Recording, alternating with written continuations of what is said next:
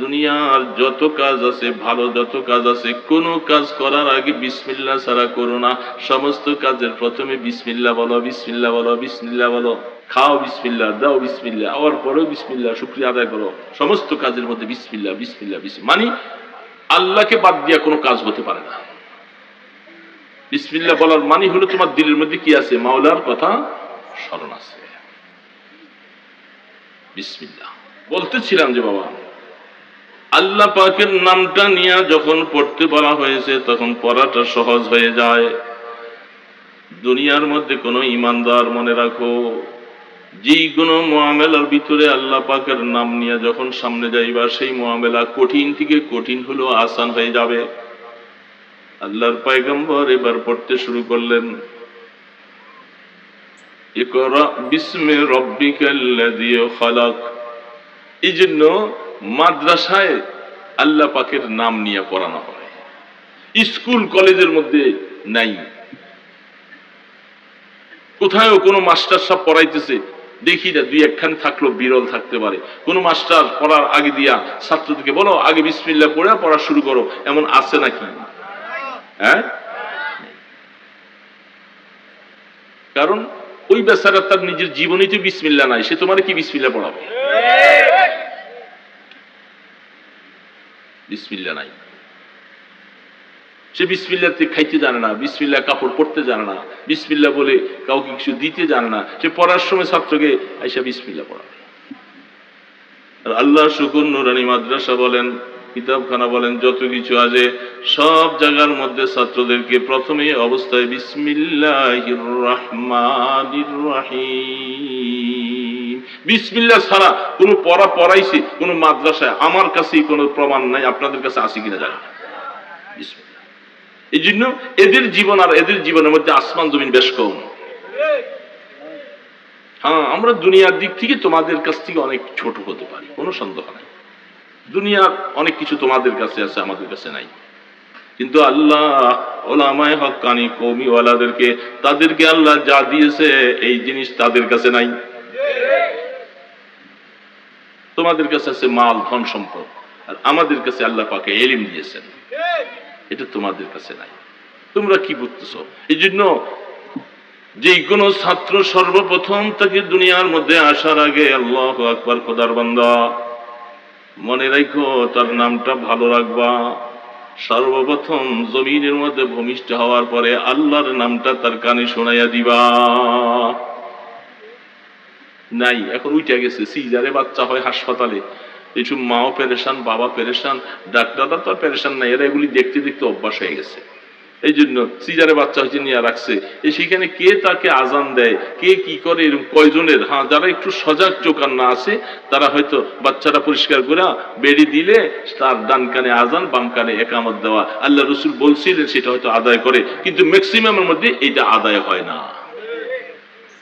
দেয় নাকি আজান? আবার হাসপাতালে কি দিবে?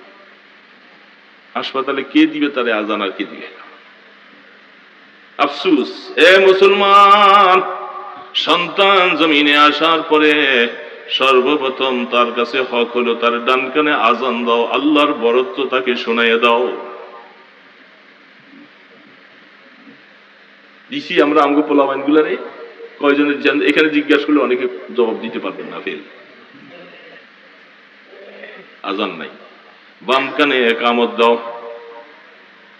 কোন কোন বুজুর্গরা তার হিকমত বলছেন, আল্লাহ পাক প্রথম আল্লাহর নামটা শোনাইয়া দাও। সে দুনিয়ার মধ্যে আসবে আর আল্লাহকে নিয়ে আসে বেঁচে থাকার চিন্তা করবে। যেহেতু আল্লাহু আকবার, আল্লাহু আকবার, যেটার মধ্যে তৌহিদ এবং রিসালাত পুরাপুরি দিনের সারাংশ, সারমগজ। আজানের মধ্যে তৌহিদ আছে, রিসালাত আছে। আর তৌহিদ আর রিসালাত দুইটা হইল ইমানের জীবনের সারাংশ, সারমগজ। নাই? একামত কেন দেওয়া হয়? বলে আজান আর একামতের মাঝখানে সময় বেশি নাই, অল্প সময়, বেশি সময় নাই। এই সময় দোয়া কবুল হয়, হাদিস শরীফে পাওয়া যায়। আজান আর একামতের মাঝখানে ছাত্রদেরকে বলা হয় মসজিদে যাও, নিরিবিলি বসে দোয়া করতে থাকো, ওই সময় দোয়া কবুল হয়। এই বাচ্চাটার জন্য আজান আর একামত দাও।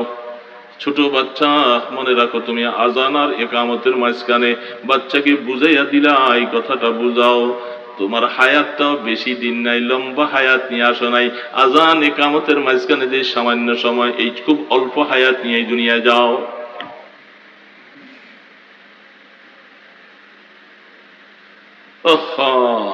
নাই, এখন সিজার সব হইতেছে, কিন্তু আজান একামত নাই। এই জন্য আল্লাহ পাকের নাম তাকে শোনানো হয় না। বাচ্চা জমিনে আসার পরে তার নামটা ভালো চাই, আজান একামত তাকে ভালো করে শোনাইয়ে দাও। তারপরে 7 দিনের দিন সে একটু আকিকা হক রাখে, তৌফিক যার আছে। এই 3টা কাজ বাচ্চা পৃথিবীতে আসার পরে সুন্নত। তার মানে এই বাচ্চাটাকে দুনিয়ার মধ্যে আল্লাহর পয়গম্বরের লাইন অনুযায়ী, তরিকা অনুযায়ী সামনের দিকে তাকে নাও। আর তাকে আল্লাহ পাকের নামটা যখনই সে কথা একটু একটু বলতে শিখে, সর্বপ্রথম তাকে আল্লাহর নামের পরিচয় দাও। তাকে আল্লাহ শিখাও, বিসমিল্লাহ শিখাও। আল্লাহ পাকের নাম না নিয়ে কোনো কাজ করলে সে কাজ বরকতওয়ালা হবে না।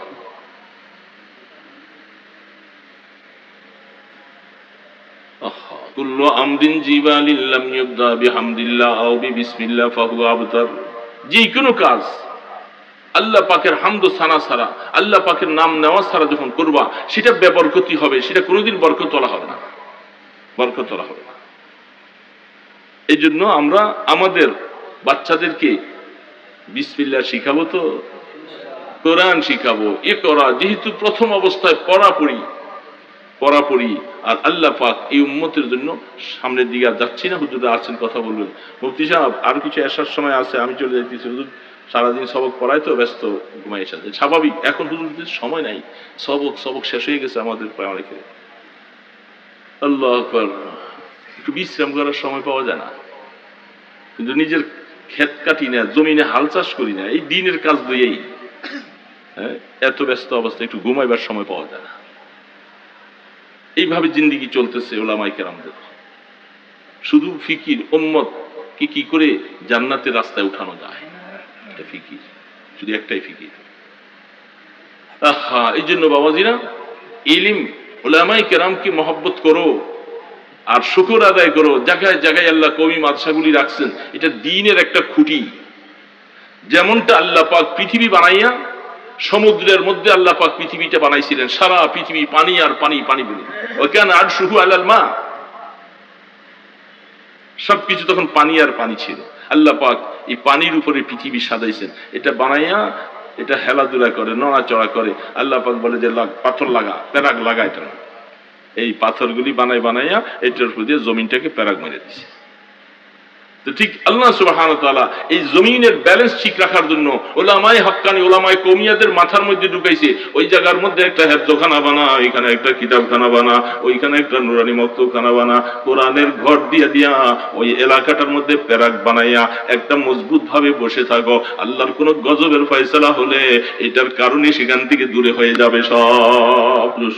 আল্লাহুম্মা সাল্লি আলা সাইয়্যিদিনা মুহাম্মদ وعلى آل سيدنا محمد كما صليت على سيدنا إبراهيم وعلى آل سيدنا إبراهيم إنك حميد مجيد اللهم بارك على سيدنا محمد وعلى آل سيدنا محمد كما باركت على سيدنا إبراهيم وعلى آل سيدنا إبراهيم إنك حميد مجيد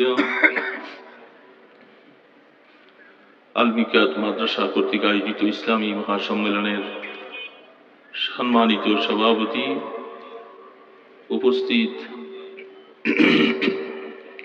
কাবিল এহতেরাম হযরত উলামায়ে কেরাম, নেককার দিনদার মুসলমান ভাইরা,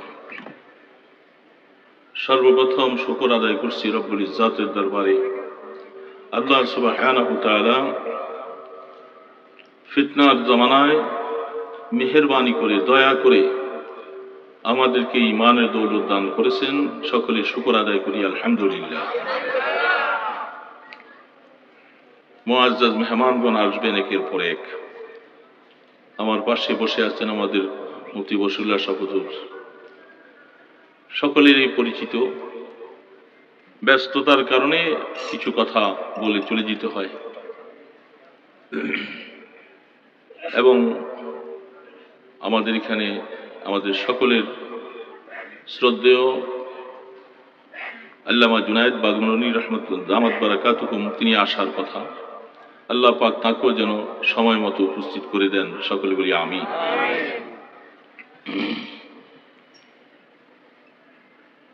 আল্লাহ পাকের একটা মেহেরবানি আমাদের এই দেশের উপরে। সারা দেশে কওমি মাদ্রাসাগুলি জায়গায় জায়গায় ছিটিয়ে আছে। বাংলার জমিনটা অন্য অন্য দিক থেকে যেমন উর্বর, বাংলার জমিনের মধ্যে হক্কানি ওলামায়ে কেরাম কওমি মাদ্রাসার দিক থেকে উর্বর।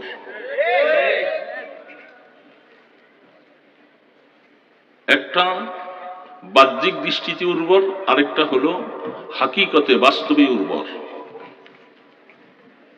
আমাদের দেশের সমস্ত নব্য সমাজ, শিক্ষিত সমাজ, দেশের বিভিন্ন প্রেক্ষাপটে বাংলাদেশকে উর্বর বলে আখ্যায়িত করেন। আর আমি যে উর্বরতার কথা বলছিলাম সেটা আসলে বাস্তব উর্বর, যে এই দেশের মাটিতে জমিনের উপরে এবং জমিনের নিচে অগণিত উলামায়ে কেরাম আহলে হক জমিনের নিচে যারা চলে গেছেন এবং জমিনের উপরে এখন যারা বেঁচে আছেন, আল্লাহ পাক এদেরকে কেন্দ্র করে বাংলাদেশের জমিনটাকে উর্বর বানিয়েছেন।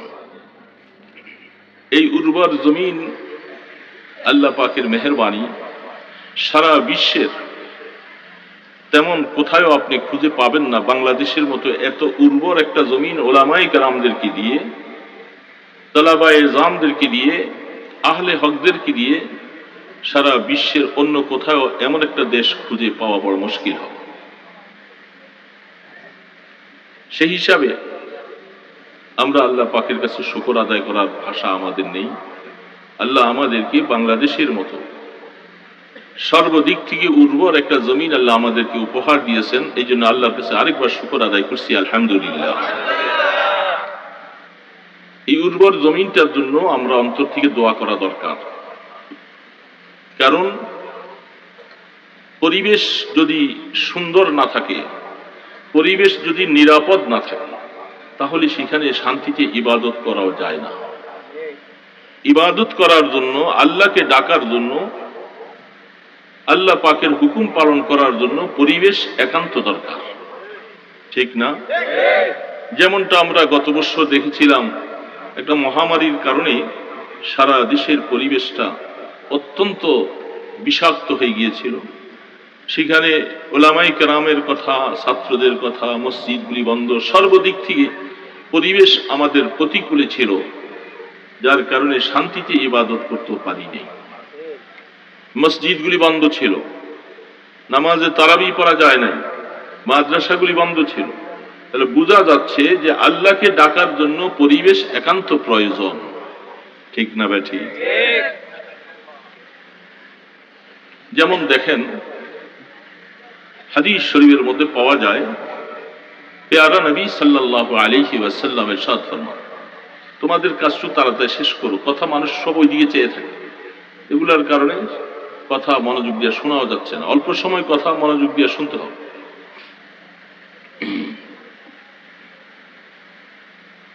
দেখেন, হাদিস শরীফের মধ্যে আল্লাহ রাসূল ইরশাদ ফরমান, যারা ইসলামী বর্ডারগুলি পাহারাদারি করে,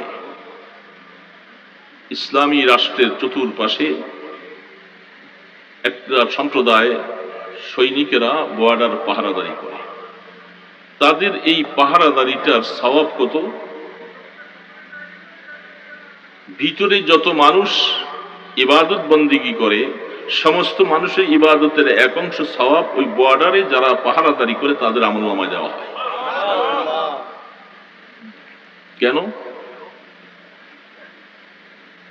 দেখেন, ইসলাম আপনাকে আমাকে অনেক কিছু শিখিয়েছে।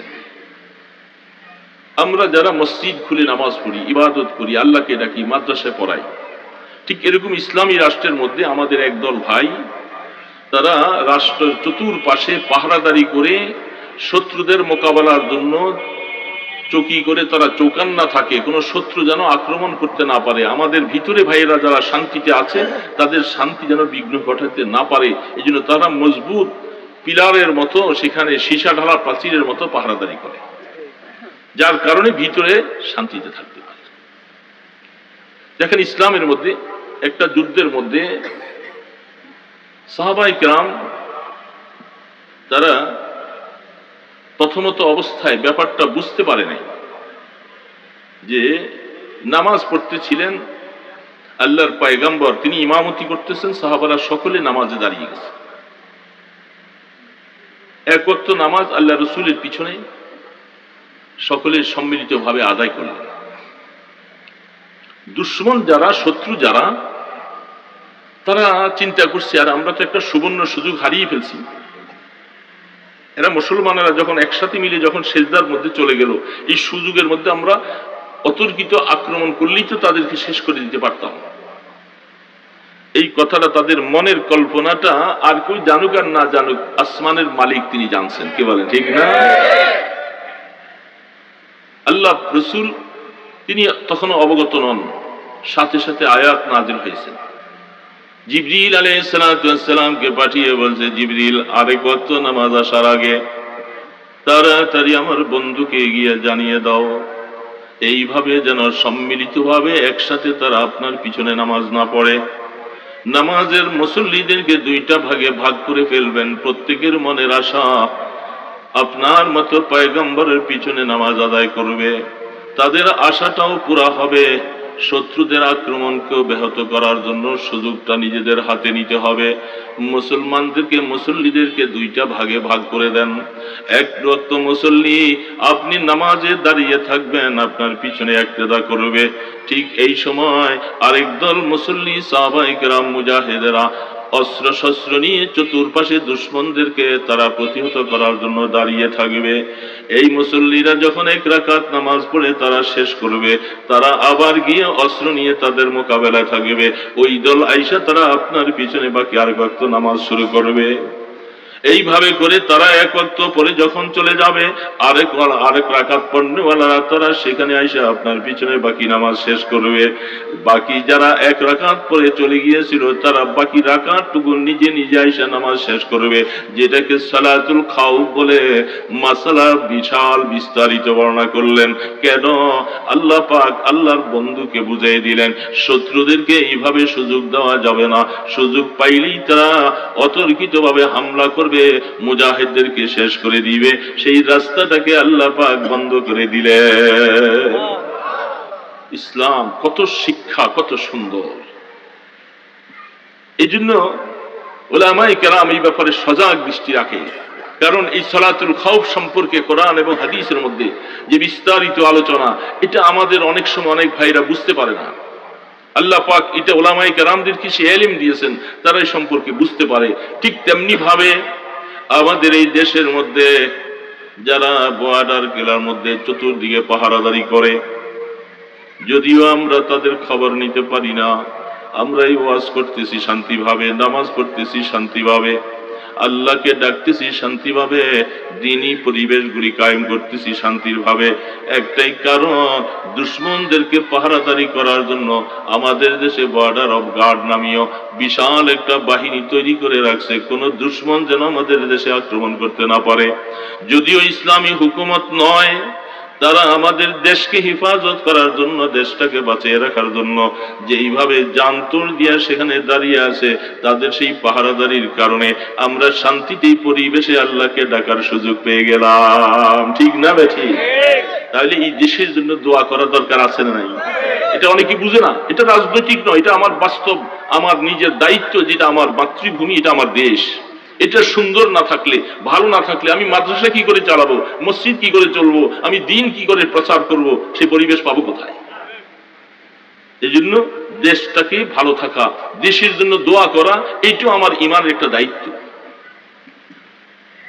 এই জন্য আল্লাহ পাকের শুকর, আল্লাহ পাকের মেহেরবানি, আল্লাহ সুবহানাহু ওয়া তাআলা আমাদেরকে উর্বর একটা জমিন দান করেছেন।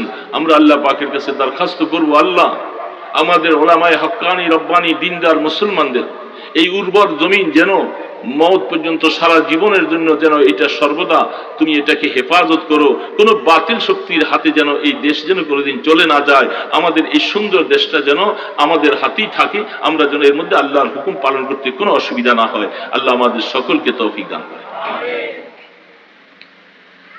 তো আমি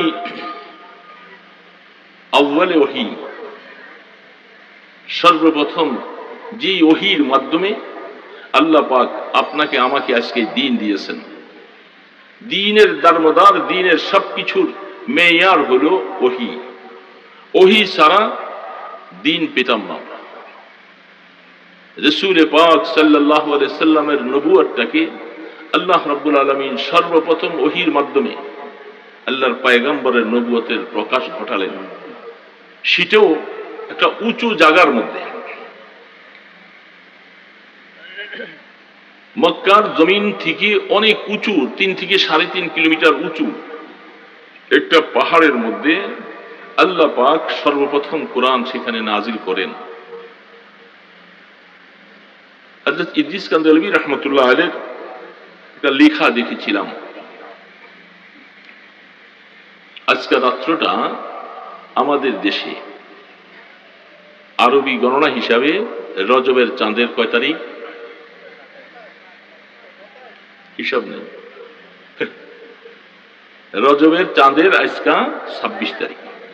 26 তারিখ দিবাগত রাত, মানে 27 তারিখে পড়েছে, কিন্তু রাত্রটা 26 দিনগত রাত্র আল্লাহ রসুলের মেরাজ হয়েছিল। মেরাজের মধ্যে কোনো ইবাদত নাই,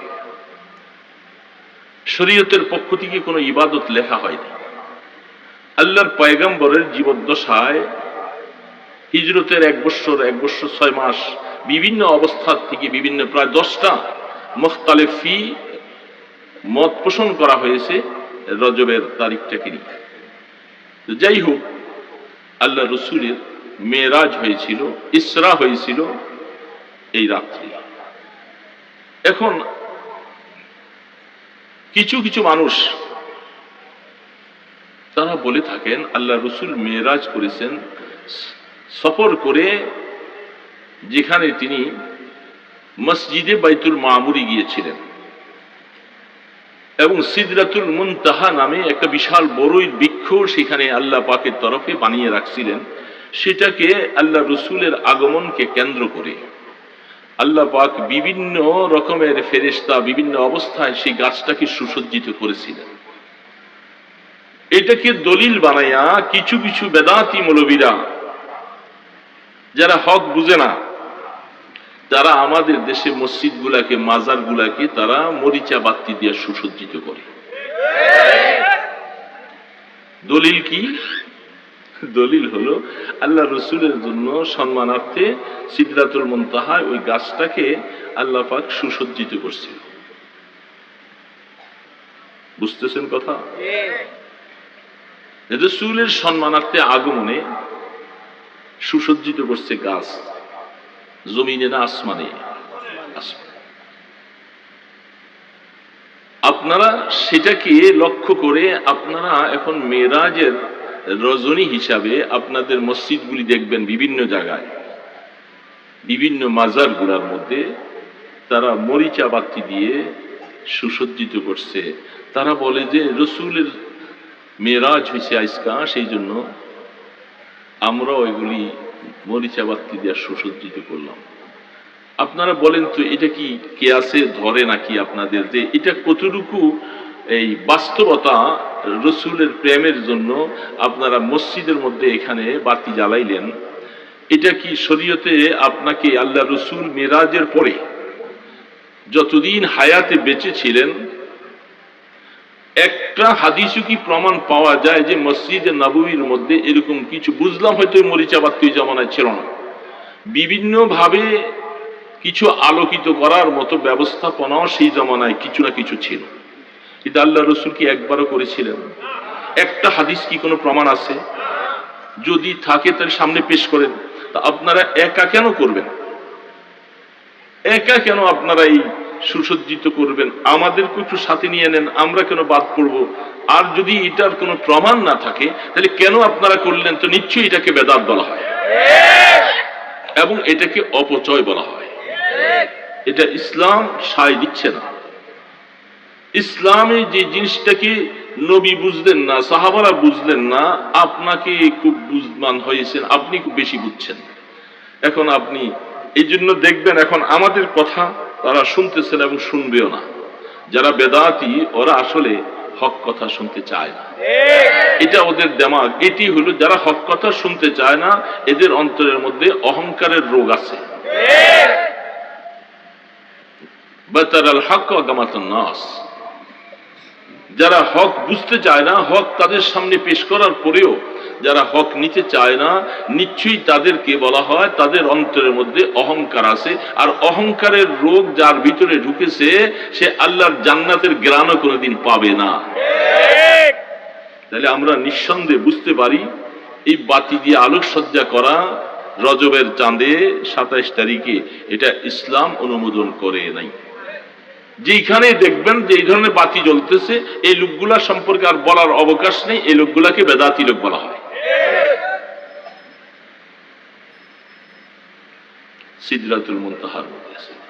তাহলে এবং আজকে রাত্রে বেদাতের সূচনা কিন্তু এইভাবে হয়। প্রথম অবস্থায় কিছু সামান্য থাকে, আস্তে আস্তে আস্তে আস্তে এটা ব্যাপক হতে থাকে। আজকে রাত্র শবে বরাতের মতো কিছু কিছু এলাকায়, কিছু কিছু মসজিদগুলোর মধ্যে তারা মিলাদ কিয়াম করে ওয়াজ নসিহত করে এবং কিছু মানুষকে নফল ইবাদত করার জন্য উদ্বুদ্ধ করে। শহরে দেখবেন বিভিন্ন মসজিদগুলি এই হালাত। আমাদের মসজিদে অনেক সময় ঈশার পরে দরজা বন্ধ হয়ে যায়, কিছু কিছু ছেলেপেলে আশপাশে আইসা দরজা বন্ধ থাকলে বলতে, আরে এটা কি, আজকে না ইবাদত বন্দেগী করতে হবে, মসজিদ খোলা রাখলেন না কেন? আমি আমাদের খাদেমদেরকে বলেছি মসজিদটা নামাজের পরে বন্ধ করে দিবে। ওরা আসে জিজ্ঞাসা করলো, তোমাদেরকে কে বলছে আজকে ইবাদত আছে, কোথায় পাইলা? ইবাদত আজকে রাত্রি করতে তোমার মনে চাইছিল, গতকাল রাত্রে কোথায় ছিলা? আবার আগামীকাল রাত্রে তুমি থাকবা কোথায়? তোমার আজকে ইবাদতে এত যোগ শোক হয়ে গেল। তার মানে হচ্ছে সমাজটাকে নিজের মন গড়া ভাবে এই মানুষগুলাকে দিন বুঝাতে চেষ্টা করতেছে একদল মৌলবী। এই মৌলবীগুলি বেদাতি, তাদের কারণে সমাজের মধ্যে হকটাকে তারা মিটিয়ে দিতে চায়। ইনশাআল্লাহ হক কোনোদিন মিটাতে পারবে না তারা।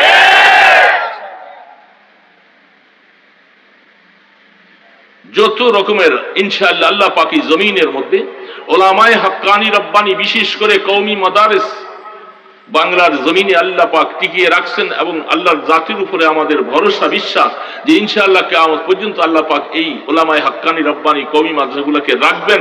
এদের উসিলায় সমস্ত বেদাতকে মূলোৎপাটন করে ইনশাআল্লাহ সমাজের মানুষকে হক দেওয়ার চেষ্টা করবে ইনশাআল্লাহ। মেরাজ তো আল্লাহ সুবহানাহু ওয়া তাআলা এই দ্বীনের সবকিছুর মূল চাবি কাঠি হলো ওহী। এই জন্যই তো ইমাম বুখারী রাহমাতুল্লাহ আলাইহি তার কিতাবের সর্বপ্রথম ওহীর বাব দিয়ে তিনি শুরু করেছিলেন, যেহেতু ওহী ছাড়া কোনোদিন দিন বোঝা যাবে না। ওহী এমন একটা বস্তু, মানুষের আকল পঞ্চম ইন্দ্রিয় এক সময় গিয়ে বিকল হয়ে যায়। হাত পা চক্ষু নাসিকা কান এগুলি এক সময় বিকল হয়ে যায়। কবরে যে আযাব হবে এটা কি আপনি চোখে দেখেছেন? কান দিয়ে শুনছেন, মাথা খাটাইছেন। এখন দেখা যাচ্ছে মাথাও বিকল, কান বিকল, চোখ বিকল, সব বিকল। কবরে আযাব আছে, এটা বুঝতে হলে আপনাকে ইয়াকিন আনতে হবে ওহীর মাধ্যমে। ওহী ছাড়া বোঝা যাবে না। কারণ প্যারা নবী সাল্লাল্লাহু আলাইহি সাল্লাম তাকে আল্লাহ পাক ওহীর মাধ্যমে সবকিছু জানিয়েছেন, সেটাই আমরা বিশ্বাস করতেছি। কবরে আযাব হবে, কবরে শান্তি আছে এবং শাস্তি আছে, ঠিক না ভাই? ঠিক। এই জন্য ওহী ছাড়া কোনোদিন দিন বুঝে আসবে না, দিনের অস্তিত্ব আসবে না। সর্বপ্রথম জিনিসটাই হলো ওহী। আল্লাহ সুবহানাহু ওয়া তাআলা এই ওহীর মাধ্যমেই সর্বপ্রথম আল্লাহর পয়গম্বরকে নবুয়তি প্রদান করলেন। ইকরা বিসমি রাব্বিকাল্লাযী খালাক। দেখেন লম্বা কথা, তকরির হযরত উলামায়ে কেরাম আছেন, ওনারা বলবেন আমি সংক্ষেপে বলতেছি কয়েকটা কথা। জিবরিল আলাইহিস সালাতু ওয়াস সালাম, আপনারা হয়তো অনেকে দেখেছেন, যে গারে হেরা, জাবালে নূরের মধ্যে গারে হেরা যেটা, এটা খুব ক্রিটিক্যাল একটা জায়গা। জাবালে নূরে উঠছেন কিনা, এখানে আছেন কেউ? হ্যাঁ, একজন আছে, বাসা ওই একজন জুয়ান প্লেয়ার দেখা যায়। তো জাবালে নূরে আমি 90 সালে বহু কষ্ট করে, বহু চেষ্টা করে আল্লাহ পাক উঠাইছিলেন। আমার জীবনে মনে হয় যে সুবহানাল্লাহ, এত কষ্ট, এত কষ্ট, আর একটা মানুষের হাত একটু ছুটে গেলে জীবনের আর আশা নাই। তো আমি 90 সালের কথা বলতেছি, এখন হলো 2021 সাল, প্রায় 31 বছর আগের কথা। আল্লাহর পয়গম্বর যে জামানায় উঠছিলেন, তাইলে 1400 বছর আগের কথা। তাহলে ওই সময় আরো কত ক্রিটিক্যাল, কত কষ্টওয়ালা জায়গা ছিল। এখন তো অনেকটাই, এখন শুনছি নাকি আর একটু সহজ হয়েছে। কিছু ছোট ছোট করে পাকিস্তানের কিছু ভাইয়েরা সিঁড়ির মতো ছোট ছোট করেছে, মানুষ উঠতে পারে। ওখানে উঠার পরে সেখান থেকে বাম দিকে একটু ক্রস করে একটু কাইটার সামনে সামান্য নজর করলে দেখা যায় গারে হীরা, যে জায়গাটার মধ্যে দুইজন মানুষ শান্তিতে দাঁড়াইতে পারে। এই শান্তিতে দাঁড়াইতে পারে, বসতে পারে, জায়গাটা ঠিক এই অবস্থায় একেবারে একটু মসজিদের মেহরাবের মতোই প্রায় কিছু একটু দেখা যায়। ওই জায়গাটা নির্বাচন করেছেন আল্লাহ রসুল ধ্যান ও খেয়াল, আল্লাহ পাককে পাওয়ার উদ্দেশ্যে নির্বাচন করেছেন। কোথায়? সেই 3-3.5 কিলোমিটার উপরে, এবং বড় কঠিনতম একটা জায়গা। সেই জায়গাটার মধ্যে যাইতে এত কষ্ট, যদি একটু হঠাৎ করে পা পিছতে পড়ে যায়, জীবনের আশা শেষ, একেবারে পাহাড়ের নিচে পড়ে যাবে, কঠিনতম জায়গা। তো সেইখানে রাহমাতে দো আলম তিনি ধ্যানে বসলেন, আল্লাহর ইবাদত বন্দেগীর জন্য গোসানিশি এখতিয়ার করলেন। এটা সর্বপ্রথম একটা দলিল হলো, আল্লাহ রাব্বুল ইজ্জাতকে পাওয়ার জন্য এই উম্মতের জন্য একটা মেসাল, একটা দৃষ্টান্ত হলো, তোমরা তোমাদের জীবনের কাজকর্ম সবকিছু করার পরে কিছু সময় এরকম তুমি একা একই হয়ে যাবা, একটু গোসানিশি এখতিয়ার করবে, নীরব নিস্তব্ধ হয়ে যাবে, যেখানে আর কেউ থাকবে না। এটা দলিল, যেহেতু সর্বপ্রথম ওহী ওইখানে আসছেন, আর এটাই উম্মতের জন্য একটা বিশাল দলিল। এই কারণে বুখারী শরীফের মধ্যে কিতাবুল জিহাদে হাদিস আছে, বাবু ফজলি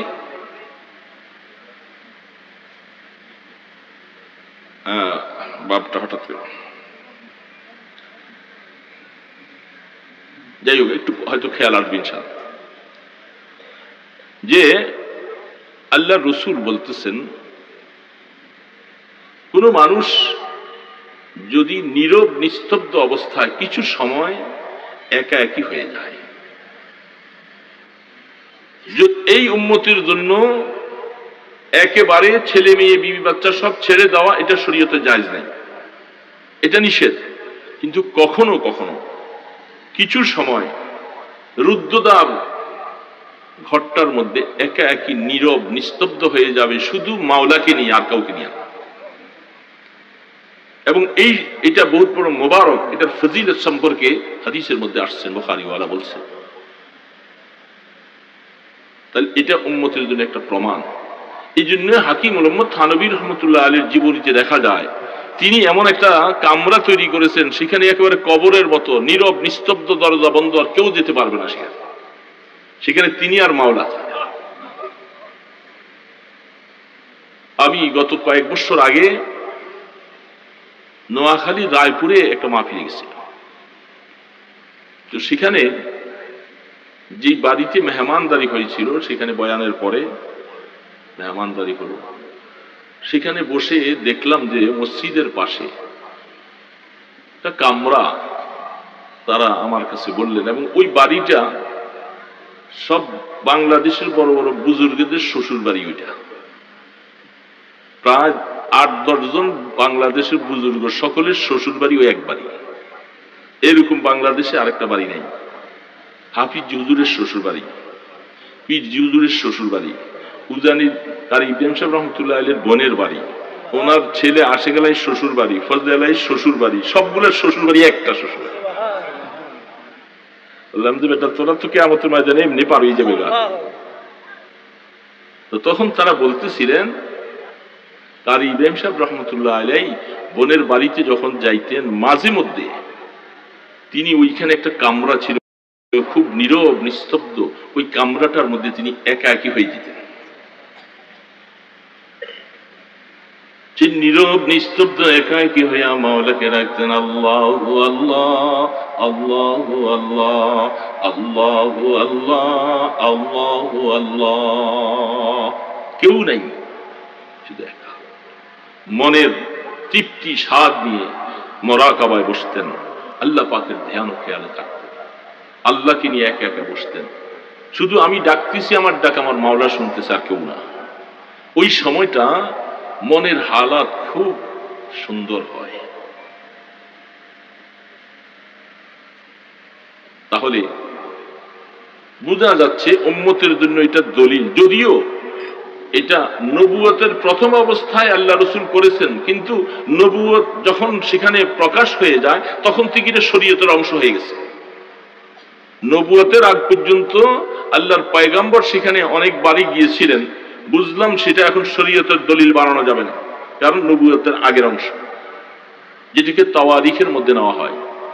কিন্তু নবুয়ত যেহেতু সেখান থেকে প্রথম সূচনা শুরু হয়ে গেছে, এখান থেকে সামনের অংশ এটা শরীয়ত চলে আসবে।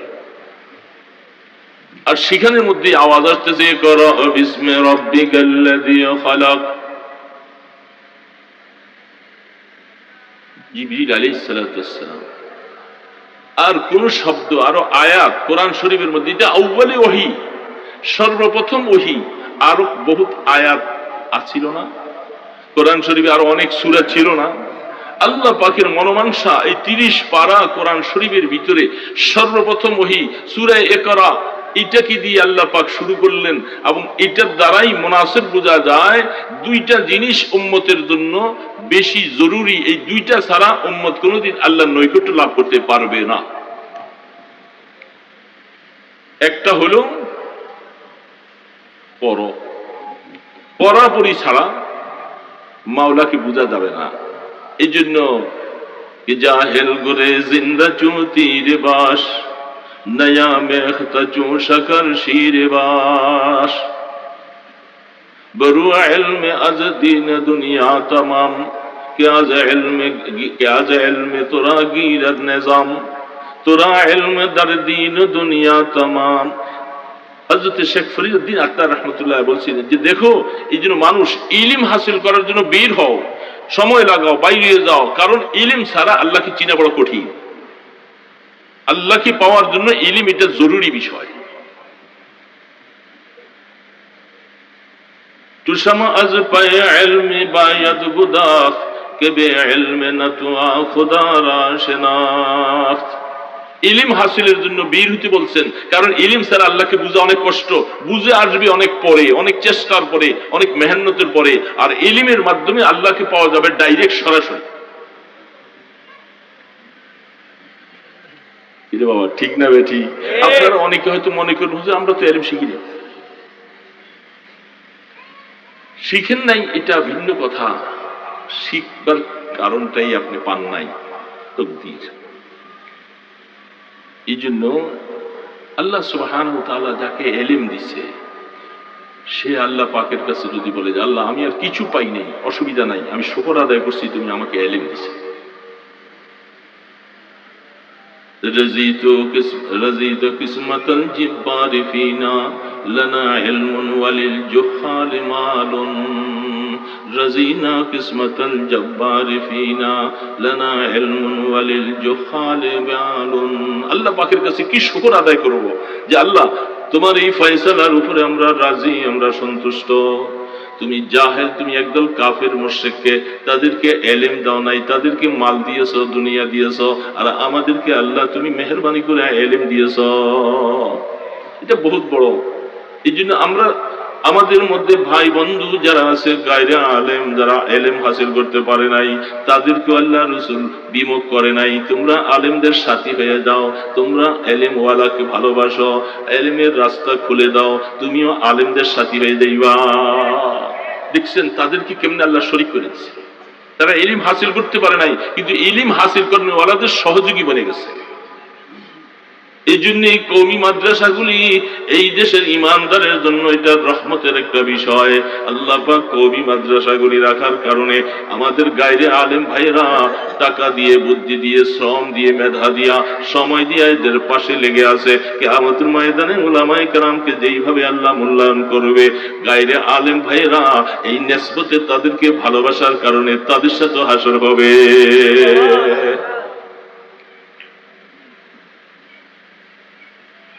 কিন্তু আমাদের দেশের মুসলমান গায়রে আলেম ভাইয়েরা যেভাবে মাদ্রাসাকে, আলেমদেরকে ভালোবাসে, এটা অন্য ধর্মের মধ্যে, অন্য মানুষের মধ্যে নাই। তারা বঞ্চিত। তো আল্লাহ সুবহানাহু ওয়া তাআলা দেখেন সর্বপ্রথম শব্দটা ইকরা, তারপরও ইকরার মধ্যে বারবার পড়ো পড়ো। রাসূল বলতেছে মা আনা বিকারিন, মা আনা বিকারিন। ফাতুল বারি ওয়ালা তিনি ইবনে হাজার আসকালানী রহমতুল্লাহ আলাইহি তিনি অনেকগুলি নিকাত লিখেছেন যে দুনিয়ার মধ্যে একজন মানুষ যত বড় গণ্ড মূর্খ হোক, কোনদিন লেখাপড়া করে নাই, স্কুলে যায় নাই, মাদ্রাসায় যায় নাই, এমন একটা লোকের সামনে আপনি যে যদি তাকে এই শব্দটা বলেন যে পড়ো, মুখে বললেন, বলেন তো এই লোকটা কি পড়তে পারবে না? এই শব্দটা কি সে মুখে উচ্চারণ করতে পারবে না? বলেন, বুঝতেছেন কথা? পারবে কি পারবে না? আমি যদি একটা মানুষ একেবারে এলিম নাই, মাদ্রাসায় যায় নাই, স্কুলে যায় নাই, তাকে যদি বলা হয় যে পড়ো, এই শব্দটা সে শুনে কি পড়তে পারবে না? বলতে পারবে না এই শব্দটা পড়ো?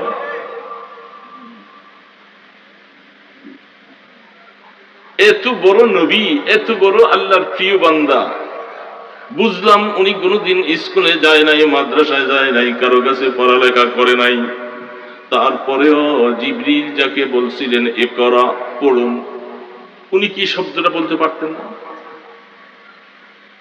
তিনি বলতেছেন মা আনা বেকারিন, মা আনা বেকারিন, আমি পড়তে জানি না, আমি পড়তে জানি না। কি আশ্চর্য! এই জন্য ইবনে হাজার রহমতুল্লাহ আলাইহি তিনি একটু ইশারা করেছেন, এটাও বিভিন্ন কাউলের মধ্যে থেকে একটা কাউল। সম্ভবত ওই সময় জিবরিল আলাইহিস সালাতু ওয়াস সালাম 5টা আয়াতকে নিয়ে একটা চামড়ার ভিতরে লেখা, একটা লেখাটা মুখে বলছেন যেমন করে লেখাটা রসুলের সামনে দিয়েছিলেন, যার কারণে রসুল লেখা কোনোদিন নিজে পড়তে পারে না। যত মূর্খ হোক তাকে মুখে বললে বলে তুমি আল্লাহ বলো, সে বলতে পারে, রসুল বলো বলতে পারে, কিন্তু বলে যে এটা লেখাটা দেখে দেখে তুমি বলো তো কি আছে, এটা সে কোনোদিন পারবে না। এই কারণে তিনি একটা দলিল বলতেছেন কোরআন শরীফের প্রথমে আলিফ লাম মিম যালিকাল কিতাবু লা রাইবা ফীহ, এই কিতাবের মধ্যে কোনো সন্দেহ নাই। কোরআন শরীফের প্রথমে আল্লাহ পাক বলছেন, বলেন এই জালিকা বলে ইশারা করেছিলেন ওই আউয়ালে ওহির সময় রাসূল পাক সাল্লাল্লাহু আলাইহি সাল্লামের সামনে ওই ছোট্ট লেখাটা 5টা আয়াত বিশিষ্ট যেটা রাসূলের সামনে আনছিলেন, ওই কথা থেকে শুরু হয়েছে, ইশারা করেছেন ওই কথা। যালিকাল কিতাবু লা রাইবা ফীহ। বিভিন্ন তাফসীর ওয়ালারা বিভিন্ন কথা, কেউ বলছেন লৌহে মাহফুজের দিকে গেছে, জালিকা বলে ওই দূরে দূরে, জালিকা কাছে না দূরে? এই উলামায়ে কেরাম, কাছে না দূরে? কোরআন শরীফ কি কাছে না দূরে? আমাদের এই তাকে কোরআন শরীফ, ঘরে কোরআন শরীফ, কত জায়গায় কোরআন শরীফ, কাছে না দূরে? কাছে। তো জালিকা, এই জন্য বিভিন্ন তৌজিহাত আল্লামা আলুসি রহমতুল্লাহ আলাইহি তিনি রুহুল মানির মধ্যে অনেক কিছু লিখেছেন। মর্তবা বলতেছেন, সম্মানের দিক দিয়ে বলতেছেন। আর ইবনে হাজার ওয়ালা তিনিও এই নকতাটা পেশ করেছেন, গালেবান গোয়াকে এই জালিকাল কিতাব বলে ওই লেখাটার মধ্যে, যেটা ছোট্ট কাগজের মধ্যে লিখে আল্লাহ রসুলের সামনে পেশ করেছেন, সেটাও এক কওল মোতাবেক আসতেছে। কিন্তু আল্লাহ রসুল তিনি পরও বলতেছে পড়তে পারে না। মনে রাখার বিষয়, মুসলমান লম্বা আলোচনার বিষয়, সেই লম্বা আলোচনা করা যাবে না শর্টকাট। 3 বার পর্যন্ত বুকের মধ্যে চাপা দিলেন। এটা কি? জিবরিল। জিবরিল খুব ছোটখাটো একজন ফেরেশতা না? ছোটখাটো, শক্তি খুব দুর্বল। আল্লামাহু শাদীদুল কুওয়া। আল্লাহু আকবার। মাওলা বলতেছে আমার জিবরিলের শক্তি কি জানো? শাদীদুল কুওয়া। আমি শাদীদুল কুওয়া তোরা সেই রব্বুল আলামিন তাকে আমি তালিম দিয়েছি। আল্লামাহু শাদীদুল কুওয়া যু মিররাতিন ফাস্তাওয়া ওয়া হুয়া বিল উফুকিল আ'লা সুম্মা দানা ফাতাদান্না ফাকানা কাবা কাউসাইনি আও আদনা। জিবরিল আলাইহিস সালাম কত পাওয়ারফুল, এত শক্তিশালী। আল্লাহ পাক বলতেছে আমার গোলাম, আমার বান্দা জিবরিল এই ফেরেশতা পৃথিবীর এই প্রান্ত থেকে ওই প্রান্তে যেতে হলে তার 600 পরের মধ্যে একটাকে একটু নাড়া দিলে একটা সেকেন্ডের ভিতরে পৌঁছে যায়। যিনি কওমে লুতের এত বড় বস্তিটাকে একটা পথ দিয়া ঢুকাই আসমান পর্যন্ত মাটি সহ উঠাইয়া ফেলছে, কত শক্তি! সেই শক্তিওয়ালা ফেরেশতা রাসূলকে ধইরা 3 বার চাপ দিছে। চাপটা সাধারণ, যেই কারণে আল্লাহ রসুল তিনি ঘরে যাইয়া বিবি খাদিজা রাদিয়াল্লাহু তাআলা আনহাকে বলছিলেন আমাকে চাদর দাও, আমার শরীরটা চুরচুর হয়ে গেছে, জ্বর আইসা গেছে, আমি বাঁচবো না, আমি বাঁচবো না। সাধারণ কষ্ট। প্রথম ওহীটা আসলে সাধারণ কষ্ট তো না। ঘড়ির টাইম কয়টা? হ্যাঁ, 7:31। এসা নাম্বার 8টায় না? তিনি চাপ দিলেন। কুতুবে বলতেছে ইমামে কেনা করদা কুরআন দুরুস্ত কুতুব খানায়ে চন্দে মিল্লত বসোস। এতিমে কেনা করদা কুরআন দুরুস্ত কুতুব খানায়ে চন্দে মিল্লত বসোস। কেমন এক নবী, কোনদিন কারোর কাছে পড়লো না, গেল না, সারা পৃথিবীর যত কুতুবখানা আছে সবকিছু আছে, সব এলেম পয়গম্বর আলাইহিস সালামের সিনার ভিতরে একা ঢুকেছে। কি কারবার! এত বড় বড় পণ্ডিত সবকিছু, রাসূল পড়তে পারে না। একবার ধরে চাপ দিলেন, ছেড়ে দিলেন, আবার আবার 3 বার। আর কেমন সিনা! যেই সিনাটা আল্লাহু আকবার, আল্লাহর পয়গম্বরের সিনা সাক হয়েছিল 4 বার। পুরা ওপেন সার্জারি করে এগুলার থেকে সব বাই করে হিকমত আর নূর যা কিছু আছে সব ঢুকাইছিল। 4 বার ওপেন সার্জারি। আমাদের দেশে এখন ডাক্তাররা ওপেন সার্জারি করে না হার্টের, এই পাইসি করতে গিয়ে ওইখান থেকে পাইছে। বিজ্ঞান গবেষণা করে ওইখান থেকে আসছেন যে আল্লাহর পয়গম্বরের এই হার্টটাকে ওপেন সার্জারি করার পরে তিনি যেমন সুস্থ বেঁচে আছেন, এইভাবে ওপেন সার্জারি করলে মানুষ মরবে না। সেখান থেকে যে এখন ওপেন সার্জারি সারা দেশে চলছে। 4 বার। আল্লাহর পয়গম্বর তাহলে জিবরিল আলাইহিস সালাতু ওয়াস সালাম তিনি রাসূলের সিনার সাথে সিনা দুইটা লাগাইয়া চাপ দিলেন। কারণটা কি? বলে এটার মধ্যে একটা বিশেষ কলম লাগে না, কিতাব লাগে না, কিচ্ছু লাগে না, একটা কুদরতি একটা পার হাউস সিনার ভিতরে ঢুকাই দিছে। এই জন্য সিনা বা সিনা, এলিম সিনা বা সিনা আসে। কিতাবে যেটা পড়তেছি এটা তো কেরতাস, এটা সামান্য শুধু। আসল এলিম তো সিনা সিনা আসে।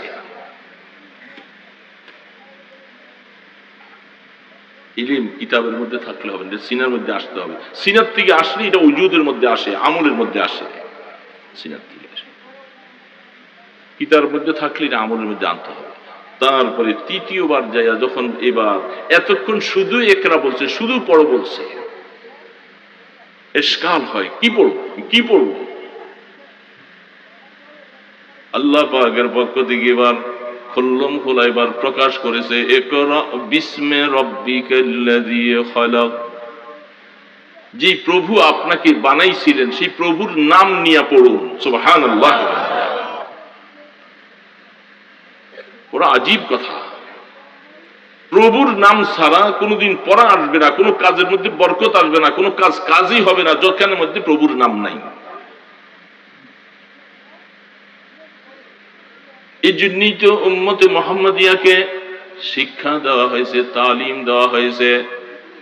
দুনিয়ার যত কাজ আছে, ভালো যত কাজ আছে, কোনো কাজ করার আগে বিসমিল্লাহ ছাড়া করো না। সমস্ত কাজের প্রথমে বিসমিল্লাহ বলো, বিসমিল্লাহ বলো, বিসমিল্লাহ বলো। খাও বিসমিল্লাহ, দাও বিসমিল্লাহ, খাওয়ার পরেও বিসমিল্লাহ, শুকরিয়া আদায় করো। সমস্ত কাজের মধ্যে বিসমিল্লাহ, বিসমিল্লাহ, বিসমিল্লাহ। মানে আল্লাহকে বাদ দিয়া কোনো কাজ হতে পারে না। বিসমিল্লাহ বলার মানে হলো তোমার দিলের মধ্যে কি আছে? মাওলার কথা স্মরণ আছে। বিসমিল্লাহ। আরে এই বেটা কেটারে যে মোবাইল করে আমার কানে কথা আসে, হে তো কথা বলতেছে কোন মনোযোগ দিয়ে আসে, তার কথা আমার কানে আসে, এই কথা আসতে বলো।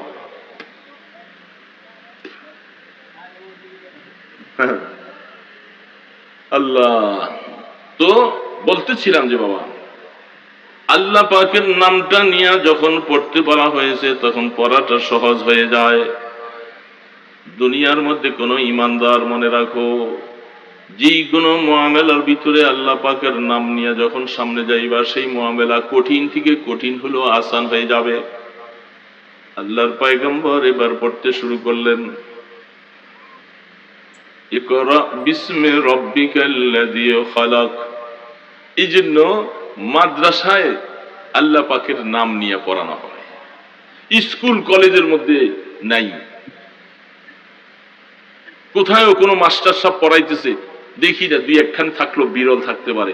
কোনো মাস্টার পড়ার আগে দিয়া ছাত্রদেরকে বলো আগে বিসমিল্লাহ পড়ে পড়া শুরু করো, এমন আছে নাকি? হ্যাঁ, কারণ ওই বেচারা তার নিজের জীবনেই তো বিসমিল্লাহ নাই, সে তোমার কি বিসমিল্লাহ পড়াবে? বিসমিল্লাহ নাই, সে বিসমিল্লাহতে খাইতে জানে না, বিসমিল্লাহ কাপড় পরতে জানে না, বিসমিল্লাহ বলে কাউকে কিছু দিতে জানে না। সে পড়ার সময় ছাত্রকে আইসা বিসমিল্লাহ পড়াবে। আর আল্লাহ শুকুর, নুরানি মাদ্রাসা বলেন, কিতাবখানা বলেন, যত কিছু আছে সব জায়গার মধ্যে ছাত্রদেরকে প্রথমে অবস্থায় বিসমিল্লাহির রহমানির রহিম, বিসমিল্লাহ ছাড়া কোনো পড়া পড়াইছে কোনো মাদ্রাসায় আমার কাছেই কোনো প্রমাণ নাই, আপনাদের কাছে আছে কিনা জানি না। এই জন্য এদের জীবন আর এদের জীবনের মধ্যে আসমান জমিন বেশ কম। হ্যাঁ, আমরা দুনিয়ার দিক থেকে তোমাদের কাছ থেকে অনেক ছোট হতে পারি, কোনো সন্দেহ নেই। দুনিয়ার অনেক কিছু তোমাদের কাছে আছে, আমাদের কাছে নাই। কিন্তু আল্লাহ ওলামায়ে হক্কানি কওমিওয়ালাদেরকে, তাদেরকে আল্লাহ যা দিয়েছে এই জিনিস তাদের কাছে নাই। তোমাদের কাছে আছে মাল, ধন সম্পদ, আর আমাদের কাছে আল্লাহ পাকে ইলম দিয়েছেন, এটা তোমাদের কাছে নাই। তোমরা কি বুঝতেছো? এই জন্য যে কোনো ছাত্র সর্বপ্রথম তাকে দুনিয়ার মধ্যে আসার আগে আল্লাহু আকবার, খোদার বান্দা, মনে রাখো তার নামটা ভালো রাখবা। সর্বপ্রথম জমিনের মধ্যে ভূমিষ্ঠ হওয়ার পরে আল্লাহর নামটা তার কানে শোনাইয়া দিবা। নাই, এখন উইটা গেছে। সিজারে বাচ্চা হয় হাসপাতালে, কিছু মাও পেরেশান, বাবা পেরেশান, ডাক্তাররা তো পেরেশান নাই, এরা এগুলি দেখতে দেখতে অভ্যাস হয়ে গেছে। এই জন্য সিজারে বাচ্চা হয়েছে নিয়ে রাখছে, সেখানে কে তাকে আজান দেয়, কে কি করে, এরকম কয়জনের। হ্যাঁ, যারা একটু সজাগ চোখান না আছে তারা হয়তো বাচ্চারা পরিষ্কার করে বেড়ি দিলে তার ডান কানে আজান, বাম কানে একামত দেওয়া, আল্লাহ রসুল বলছিলেন, সেটা হয়তো আদায় করে। কিন্তু ম্যাক্সিমামের মধ্যে এটা আদায় হয় না। দেয় নাকি আজান? আবার হাসপাতালে কি দিবে? হাসপাতালে কে দিবে তারে আজান, আর কে দিবে? আফসুস, এ মুসলমান, সন্তান জমিনে আসার পরে সর্বপ্রথম তার কাছে হক হলো তার ডান কানে আজান দাও, আল্লাহর বরত্ব তাকে শোনাইয়া দাও। দিছি আমরা আমগো পোলাবান গুলারে কয়জনের, এখানে জিজ্ঞাসা করলে অনেকে জবাব দিতে পারবেন না, ফেল। আজান নাই, বাম কানে একামত দাও। কোন কোন বুজুর্গরা তার হিকমত বলছেন, আল্লাহ পাক প্রথম আল্লাহর নামটা শোনাইয়া দাও, সেই দুনিয়ার মধ্যে আসবে আর আল্লাহকে নিয়ে আসে বেঁচে থাকার চিন্তা করবে। যেহেতু আল্লাহু আকবার, আল্লাহু আকবার, যেটার মধ্যে তৌহিদ এবং রিসালাত, পুরাপুরি দ্বীনের সারাংশ, সারমগজ। আজানের মধ্যে তৌহিদ আছে, রিসালাত আছে। আর তৌহিদ আর রিসালাত দুইটা হইল ঈমানের, জীবনের সারাংশ, সারমগজ। নাই? একামত কেন দেওয়া হয়? বলে আজান আর একামতের মাঝখানে সময় বেশি নাই, অল্প সময়, বেশি সময় নাই। এই সময় দোয়া কবুল হয়, হাদিস শরীফে পাওয়া যায়। আজান আর একামতের মাঝখানে ছাত্রদেরকে বলা হয় মসজিদে যাও, নিরিবিলি বসে দোয়া করতে থাকো, ওই সময় দোয়া কবুল হয়। এই বাচ্চাটার জন্য আজান আর একামত দাও। ছোট বাচ্চা, মনে রাখো তুমি আজান আর একামতের মাঝখানে বাচ্চাকে বুঝাইয়া দিলা, এই কথাটা বুঝাও তোমার হায়াতটাও বেশি দিন নাই, লম্বা হায়াত নিয়ে আসো নাই। আজান একামতের মাঝখানে যে সামান্য সময়, এই খুব অল্প হায়াত নিয়ে এই দুনিয়ায় যাও।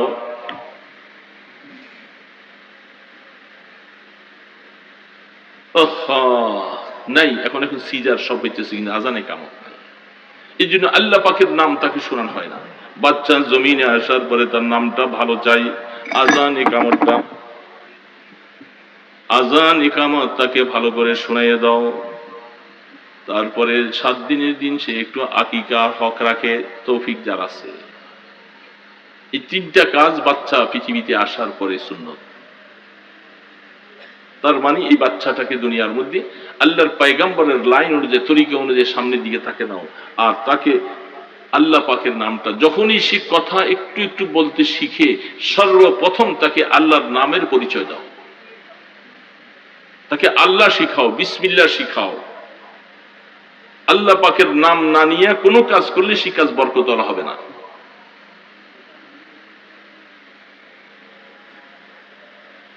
কুল্লু আমরিন জিবালিন লাম ইউবদা বিহামদিল্লাহ আও বিসমিল্লাহ ফাহুয়া আবতার। যে কোনো কাজ আল্লাহ পাকের হামদ সানা ছাড়া, আল্লাহ পাকের নাম নেওয়া ছাড়া যখন করবা, সেটা বেবরকতি হবে, সেটা কোনোদিন বরকতওয়ালা হবে না, বরকতওয়ালা হবে না। এই জন্য আমরা আমাদের বাচ্চাদেরকে বিসমিল্লাহ শিখাবো, তো কোরআন শিখাবো। এ করা যেহেতু প্রথম অবস্থায় পড়াপড়ি। আর আল্লাহ পাক এই উম্মতের জন্য সামনের দিকে আর যাচ্ছি না, হুজুরা আছেন, কথা বলবেন। মুফতি সাহেব আর কিছু আসার সময় আছে, আমি চলে যাইতেছি, হুজুর সারাদিন সবক পড়ায় তো ব্যস্ত, ঘুমাই এসেছে, স্বাভাবিক। এখন হুজুরদের সময় নাই, সবক শেষ হয়ে গেছে আমাদের প্রায়। আল্লাহ আকবার, একটু বিশ্রাম করার সময় পাওয়া যায় না। কিন্তু নিজের ক্ষেত কাটি না, জমিনে হাল চাষ করি না, এই দিনের কাজ দিয়েই এত ব্যস্ত অবস্থায় একটু ঘুমাইবার সময় পাওয়া যায় না। এইভাবে জিন্দেগি চলতেছে ওলামায়ে কেরামদের। শুধু ফিকির, উম্মত কি করে জান্নাতের রাস্তায় উঠানো যায়, এটা ফিকির, শুধু একটাই ফিকির। এই জন্য বাবাজিরা, ইলম ওলামায়ে কেরামকে মহব্বত করো আর শুকর আদায় করো। জায়গায় জায়গায় আল্লাহ কওমি মাদ্রাসাগুলি রাখছেন, এটা দ্বীনের একটা খুঁটি। যেমনটা আল্লাহ পাক পৃথিবী বানাইয়া, সমুদ্রের মধ্যে আল্লাহ পাক পৃথিবীটা বানাইছিলেন, সারা পৃথিবী পানি আর পানি, পানি বলে ওয়াকানা আরশুহু আলাল মা, সবকিছু তখন পানি আর পানি ছিল। আল্লাহ পাক এই পানির উপরে পৃথিবী সাজাইছেন, এটা বানাইয়া, এটা হেলাধুলা করে, নড়াচড়া করে। আল্লাহ পাক বলে যে পাথর লাগা, প্যারাগ লাগা, এটা না, এই পাথরগুলি বানাইয়া এটার উপর দিয়ে জমিনটাকে প্যারাগ মেরে দিছে। তো ঠিক আল্লাহ সুবহানাহু ওয়া তাআলা এই জমিনের ব্যালেন্স ঠিক রাখার জন্য উলামায়ে হক্কানি, উলামায়ে কওমিয়াদের মাথার মধ্যে ঢুকাইছে, ওই জায়গার মধ্যে একটা হেফজখানা বানা, ওইখানে একটা কিতাবখানা বানা, ওইখানে একটা নুরানি মক্তবখানা বানা, কোরআনের ঘর দিয়া ওই এলাকাটার মধ্যে প্যারাক বানাইয়া একটা মজবুত ভাবে বসে থাকো। আল্লাহর কোন গজবের ফয়সালা হলে এটার কারণে সেখান থেকে দূরে হয়ে যাবে সব। আচ্ছা, এই জন্য বাবাজিরা মনে রাখি, উলামায়ে কেরামদের সাথে থাকি, পরিচয় থাকি। আল্লাহ সুবহানাহু ওয়া তাআলা এই আমি সংক্ষেপে কিছু কথা বলছি, এই কথাগুলি আমাদের সকলকে আমল করার তৌফিক দান করে।